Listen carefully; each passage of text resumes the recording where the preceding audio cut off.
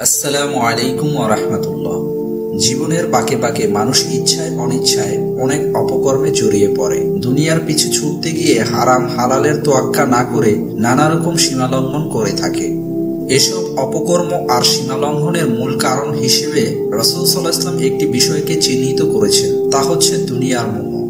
আল্লাহ তাআলা বলেন, প্রাচুর্যের প্রতিযোগিতা তোমাদেরকে মোহাচ্ছন্ন করে রাখে, যতক্ষণ না তোমরা কবরের সম্মুখীন হও। কখনো নয়, তোমরা শীঘ্রই তা জানতে পারবে। সূরা তাকাসুর 1-3। রাসূল সাল্লাল্লাহু আলাইহি ওয়াসাল্লাম বলেন, দুনিয়ার মোহই সব গুনাহের মূল। শুআবুল ঈমান 10501।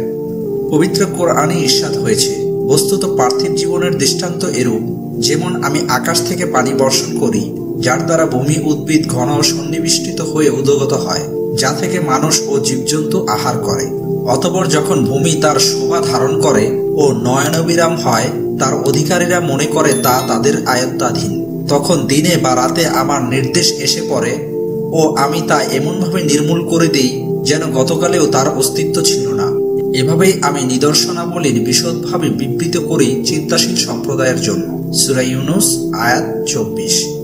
মহান আল্লাহ বলেন, তাদের কাছে পেশ করো উপমা পার্থিব জীবনের, তা পানির মতো যা আমি বর্ষণ করি আকাশ থেকে, যার দ্বারা ভূমি উদ্ভিদ ঘন সন্নিবিষ্টিত হয়ে উদ্গত হয়, অতঃপর তা শুকিয়ে এমন চূর্ণ বিচূর্ণ হয় যে বাতাস তাকে উড়িয়ে নিয়ে যায়। আল্লাহ সর্ববিষয়ে শক্তিমান।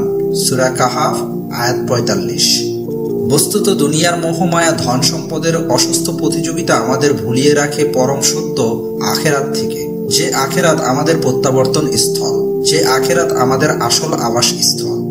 একজন মুমিনের কখনোই এটা মনে করা উচিত নয় যে সে এই দুনিয়াতে অনন্তকাল বেঁচে থাকবে, বরং তার তো উচিত একজন মুসাফিরের মতো জীবনযাপন করা। রাসূল সাল্লাল্লাহু আলাইহি ওয়াসাল্লাম বলেছেন, দুনিয়ার সঙ্গে আমার কি? দুনিয়া আর আমার সম্পর্ক হলো এমন যে আমি তো কেবল একজন আরোহীর মতোই, যে একটি গাছের ছায়ার নিচে বসে, এরপর তা ছেড়ে চলে যায়। তিরমিজি 2377। অন্যত্র রাসূল সাল্লাল্লাহু আলাইহি ওয়াসাল্লাম বলেছেন, যদি তুমি সন্ধ্যা পর্যন্ত বেঁচে থাকো তবে সকাল পর্যন্ত বেঁচে থাকার আশা করো না। যদি তুমি সকাল পর্যন্ত বেঁচে থাকো তবে সন্ধ্যার প্রত্যাশা করো না। সুস্থ থাকা অবস্থায় তুমি অসুস্থতার জন্য নিজেকে প্রস্তুত করো, আর বেঁচে থাকা অবস্থায় নিজেকে প্রস্তুত করো মৃত্যুর জন্য। বুখারী 6416। দুনিয়ার মোহমায়া ত্যাগ করে ন্যাক ও পুণ্যবানদের দলে নিজেকে সামিল করার কিছু উপায়। প্রতিদিন মৃত্যুকে স্মরণ করা। পবিত্র কোরআন মাজিদে আল্লাহ তাআলা বলেন, তোমরা যেখানেই থাকো না কেন মৃত্যু তোমাদেরকে গ্রাস করবেই, যদিও সুরক্ষিত দুর্গে অবস্থান করো। সূরা নিসা 78। রাসূল সাল্লাল্লাহু আলাইহি ওয়াসাল্লাম বলেন, তোমরা বেশি বেশি দুনিয়ার স্বাদ বিনষ্টকারী মৃত্যুকে স্মরণ করো। সহিহ ইবনে হিব্বান 2994। অন্ধকার কবরের কথা কল্পনা করা। রাসূল সাল্লাল্লাহু আলাইহি ওয়াসাল্লাম বলেন, কবর পরকালের প্রথম ঘাঁটি। কেউ যদি এখান থেকে মুক্তি পায় তাহলে পরবর্তী ঘাটিগুলো তার জন্য সহজ হবে, আর যদি কেউ কবর থেকে মুক্তি না পায় তাহলে পরবর্তী ঘাটিগুলো তার জন্য আরো কঠিন হবে। তিরমিজি 2308। হাসরের কথা চিন্তা করা। আল্লাহ বলেন, সেদিন ধন সম্পদ সন্তান সন্ততি কোনো কাজে আসবে না। সেদিন ভাগ্যবান হবে কেবল সে যে আল্লাহর কাছে আসবে বিশুদ্ধ আত্মা নিয়ে। সূরা শুআরা 88-89। অন্যত্র আল্লাহ তাআলা বলেন, সেদিন মানুষ নিজের সন্তানকে রেখে পালিয়ে যাবে। তাদের মধ্যে প্রত্যেক ব্যক্তির উপর সেদিন এমন বিপদ নেমে আসবে যে তখন নিজেকে ছাড়া আর কারো দিকে তাকানোর মতো অবস্থা থাকবে না। সূরা আবাসা 37। জবাবদিহির কথা ভাবুন। আল্লাহ তাআলা বলেন, আজ আমি তাদের মুখে মোহর এঁটে দেব, তাদের হাত আমার সঙ্গে কথা বলবে এবং তাদের পা তাদের কৃতকর্মের সাক্ষ্য দেবে। সূরা ইয়াসিন 65। রাসূল সাল্লাল্লাহু আলাইহি ওয়াসাল্লাম বলেন, কিয়ামতের দিন 5টি বিষয়ের জবাব না দিয়ে কখনো মানব সন্তান তার প্রতিপালকের সামনে পা বাড়াতে পারবে না। 1. জীবন কিভাবে অতিবাহিত করেছ। 2. যৌবন কিভাবে নিঃশেষ করেছ। 3. ধন সম্পদ কিভাবে উপার্জন করেছ। 4. কোন পথে সম্পদ ব্যয় করেছ। 5. অর্জিত জ্ঞান অনুযায়ী কতটুকু আমল করেছ। তিরমিজি 2416। পরকালীন শাস্তির কথা স্মরণ করা। আল্লাহ তাআলা বলেন, অচিরেই জালিমরা জানতে পারবে তাদের প্রত্যাবর্তন স্থল কোথায় হবে।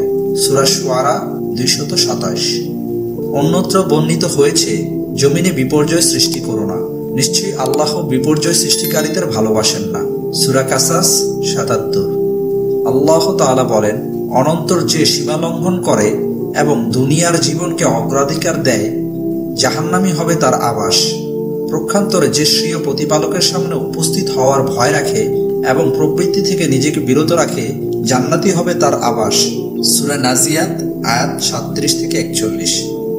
কেউ যদি প্রতি রাতে শোয়ার সময় এই চিন্তাগুলো করে আল্লাহর কাছে প্রার্থনা করে, আশা করা যায় তার অবস্থান পরিবর্তন হবে।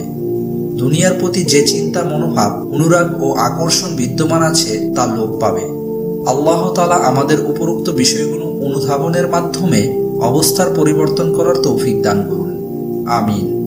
ভিডিওটি প্রচারের স্বার্থে লাইক, কমেন্ট করতে পারেন। আর এমনি ইসলামিক ভিডিও পেতে সত্যের সন্ধান চ্যানেলটি সাবস্ক্রাইব করে বেল আইকনে গিয়ে অল অপশনটি অন করে রাখুন। ভিডিওটি শেয়ার করার মাধ্যমে মুসলিম ভাই বোনদের মধ্যে ইসলামিক জ্ঞান ছড়িয়ে দেওয়ার জন্য অনুরোধ রইল। দেখা হচ্ছে পরবর্তী ভিডিওতে। সে পর্যন্ত ভালো থাকবেন, সুস্থ থাকবেন। আল্লাহ হাফেজ।